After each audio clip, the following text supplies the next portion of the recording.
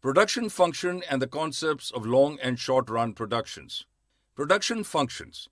A firm uses the inputs in the time of production and gets the required output, which builds a relationship as called the production function.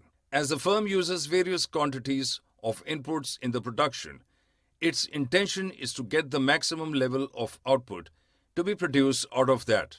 By the aid of efficient use of the input, the maximum amount of output from a production process can be achieved.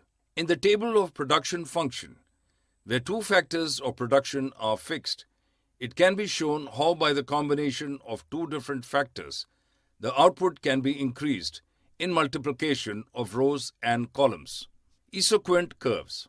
If two different inputs can generate the same amount of maximum possible level of output in the production phases, that set of inputs will be called isoquant with each other.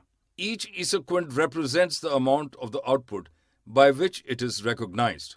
The long and short run productions. In the long run process of the production, all of the inputs can be varied or changed in the phases of the production. So there is no limit of input in the production.